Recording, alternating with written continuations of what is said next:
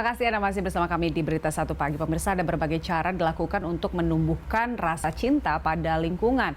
Nah, salah satunya melalui permainan tradisional. Hal ini dilakukan Sanggar Lingkungan Hidup Cirebon. Siapa yang tak ingin hidup di lingkungan yang bersih dan sehat? Kondisi lingkungan sehat dan nyaman untuk ditinggali jadi dambaan setiap orang. Di Cirebon, Jawa Barat, ada sanggar yang diberi nama Sanggar Lingkungan Hidup atau bisa juga disebut Cirebon Go Green. Sanggar ini jadi wadah bagi pegiat lingkungan hidup dan relawan menumbuhkan kesadaran pentingnya mencintai lingkungan tempat kita tinggal. Sudah ada sejak tahun 2013, Sanggar Lingkungan Hidup ini fokus pada pembinaan dan edukasi masyarakat, khususnya generasi muda, bagaimana mengelola lingkungan hidup dengan cakap dan bijak. Ada berbagai aktivitas di Sanggar, mulai dari pelatihan pengolahan sampah, bank sampah, pembuatan biodigester, penanaman mangrove, dan lain sebagainya.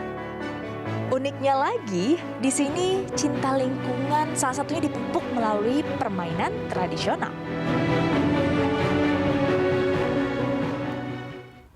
Nah, pemirsa, untuk mengetahui lebih lanjut nih terkait dengan Sanggar Lingkungan Hidup Cirebon ini, kita akan berbincang dengan pendirinya langsung, ada Kang Cecep Supriyatna. Halo, selamat pagi Kang Cecep. Apa kabar? Selamat pagi. Alhamdulillah sehat. Sehat, luar biasa. Nah, ini seru banget ya kayaknya permainan tradisional, tapi mengajarkan cinta lingkungan tuh gimana ceritanya tuh, Kang? Sebenarnya kalau kita melihat korelasinya, Ya. itu sangat dekat ya. Kami coba membuat sebuah metode atau strategi komunikasi dengan anak-anak terutama, bagaimana agar lebih mengena edukasinya, karena kami selalu berpikir dunia anak kan dunia bermain tuh. Ya. Jadi kami melakukan pendekatan dengan permainan tradisional. Sebab selama ini mungkin kita selalu berpikir permainan tradisional itu sudah sangat kuno ya, istilahnya nggak keren gitu. Tapi sebenarnya banyak filosofi dan manfaat ketika kita juga melakukan pelestarian. Jadi sekaligus untuk melestarikan juga permainan tradisional. Ya. Begitu Mbak Julita. Iya, Kang Cecep, berarti artinya permainan tradisional ini nggak kalah loh sama permainan online yang hype sekarang ini ya. Oh iya, mungkin bisa diceritakan nih Kang Cecep, permainan tradisional apa yang diajarkan ataupun diberikan oleh Sanggar ini dan nilai yang ditanamkan tuh apa aja sih? Kalau untuk permainan tradisional kebetulan kita masih lokal ya, biasanya ada seperti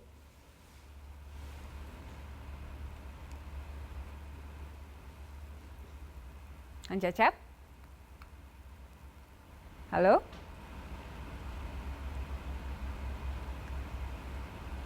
Baik, kita mencoba kembali.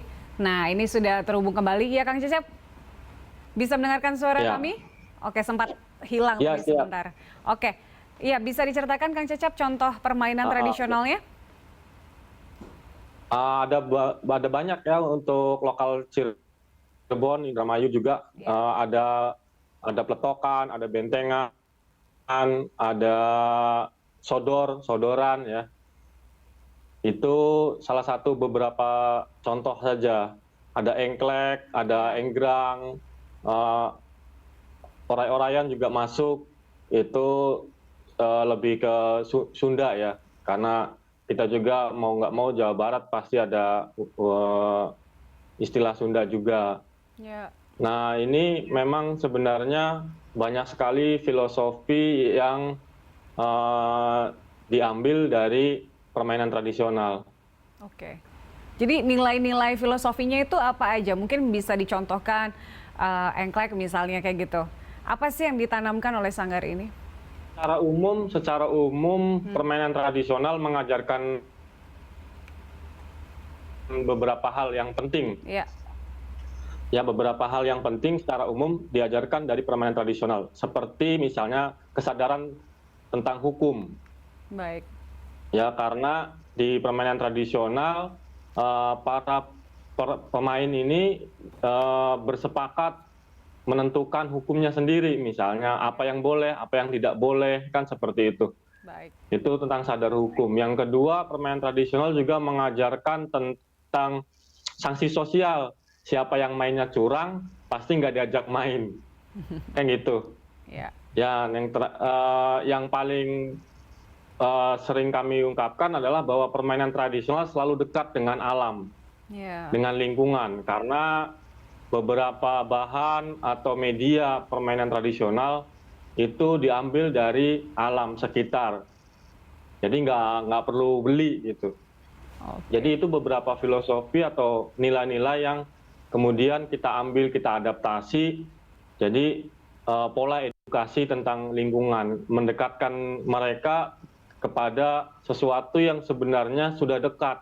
Tapi Baik. karena kemajuan zaman, ada gadget, segala macam, jadi anak-anak malah menjauh Ya. dengan hal-hal tersebut. Gitu. Baik, kalau saya pribadi nih Kang Cecep merasakan tuh bagaimana permainan tradisional itu dibutuhkan kerjasama, gotong royong, bisa mempererat persahabatan gitu ya, plus juga dekat dengan alam seperti itu. Tapi mungkin anak-anak sekarang agak sedikit punya jarak ya dengan permainan tradisional. Nah ini mungkin bisa diceritakan bagaimana perubahannya sejak awal berdiri hingga segala macam perubahan yang terjadi sekarang tuh seperti apa yang dirasakan oleh Sanggar? Kami cukup kesulitan ya sebenarnya di lapangan, walaupun kami sering edukasi anak-anak dengan permainan tradisional,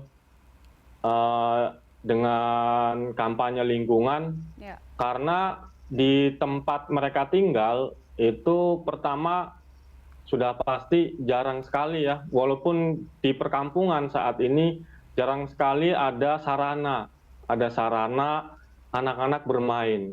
Tidak tersedia taman misalnya yang menyediakan sarana permainan tradisional. Ya. Yang kedua juga jarang yang mengajak gitu. Ya. Orang tua sekarang tidak memiliki kemampuan atau tidak memiliki pemahaman yang cukup tentang permainan tradisional itu penting gitu. Jadi anak-anak nggak diajak bermain juga di rumah. Jadi makanya kadang-kadang ketika kami ajak mereka sangat antusias sebenarnya ya, anak-anak sangat senang sekali. Itu beberapa kesulitan kami sebenarnya untuk menyebarkan virus mencintai lingkungan dan permainan tradisional ini. Ya, mungkin ini adalah suatu permasalahan di sebuah kota ya, taman untuk masyarakat bisa berkumpul dan bermain itu kurang begitu. Nah, jadi selama ini mainnya di mana, Kang Cecep? Ya, kita main di kebun, Ya. kebun orang, atau seperti di foto-foto atau di video yang kami tampilkan itu juga kami main di lapangan. Kebetulan memang beberapa komunitas alhamdulillah ya mengikuti jejak kami istilahnya, mulai juga memadukan permainan tradisional di setiap acara atau event. Ya.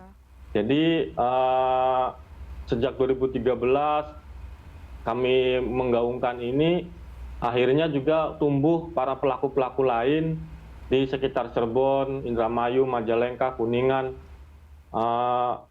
bahkan sudah sangat masif gitu. Jadi alhamdulillah lah kami merasa terbantu dengan makin banyaknya para pegiat. Ya. Jadi memang ada beberapa tujuan yang sudah tercapai ya selama ini. Tapi untuk goal-goal ke depannya apa saja sih Kang Cecep? Kami sebenarnya ada masih satu hal yang istilahnya goals yang entah ini bisa tercapai atau enggak gitu, mudah-mudahan bisa tercapai. Permainan tradisional itu kelemahannya adalah dia diwariskan secara pitutur atau melalui kisah atau cerita. Ya. Nah, jadi tidak ada bentuk literasinya seperti buku atau kitab atau apalah gitu ya. Jadi itu kesulitan kami adalah mengumpulkan data-data itu. Baik. Terutama yang hampir punah di Cirebon adalah ketika permainan tradisional dimulai, biasanya ada kidung atau nyanyian. Iya. Kayak misalnya kalau di Jawa Tengah ada cublek-cublek, suweng-suweng, ngeting gelender gitu kan. Kalau mungkin di kita misalnya tong-tong-tong-tong, bolong. Nah, nyanyi-nyanyian ini yang mengiringi permainan tradisional, jangankan kita yang muda, orang-orang tua sendiri ketika kami tanya, mereka sudah lupa. Ketika kami juga menelusuri di perpustakaan atau mungkin di tempat-tempat museum segala macam itu tidak tersedia. Ini yang kami khawatirkan kemudian salah satu kekayaan bangsa ini hilang gitu. Itu ke depannya kami pengen mengumpulkan data-data permainan tradisional lokal Cirebon terutama. Ya, memang permainan tradisional ini merupakan salah satu warisan budaya yang harusnya juga bisa dilestarikan ya. Jadi kalau sekarang tuh sudah berapa banyak anak sih Kang Cecep yang ikut dalam sanggar ini, atau memang ada agenda reguler kah atau agenda seperti apa yang biasa dilakukan? Kalau sudah berapa banyak kami nggak mencatat ya, istilahnya. Kami ada kegiatan rutinitas yang kami juga berkolaborasi dengan beberapa komunitas lain. Alhamdulillah sekarang muncul namanya Latar Wingking. Ada juga komitenya malah sekarang di Cirebon ya, Komite Permainan dan Olahraga Tradisional Indonesia. Baik. Jadi kalau keseluruhan kami ini sedang menyusun bagaimana ini menjadi sebuah perayaan secara besar-besaran gitu. Ini yang sedang kami coba lakukan sekarang. Bekerja sama dengan beberapa stakeholder yang mendukung pelestarian permainan tradisional. Mungkin biar semangat ini ada duta banyak, lingkungan anak nggak Kang Cecep, pemilihan seperti itu? Kalau duta lingkungan memang kita kalau di permainan belum ya, permainan tradisional belum ya memang. Tapi kami ada namanya program duta lingkungan sekolah. Wow. Yang memang kita mendidik anak-anak sekolah untuk menjadi kader gitu ya. Beberapa foto dan video itu adalah bagian dari mereka gitu. Dan kami juga selalu berkampanye ini tidak hanya menggandeng para pegiat lingkungan dalam artian orang-orang yang memang aktif di lingkungan, tapi kami juga mengajak musisi, teman-teman kesehatan, misalnya orang-orang yang selama ini mungkin jauh dari isu lingkungan hidup lah, karyawan-karyawan swasta segala macam itu juga kami ajak.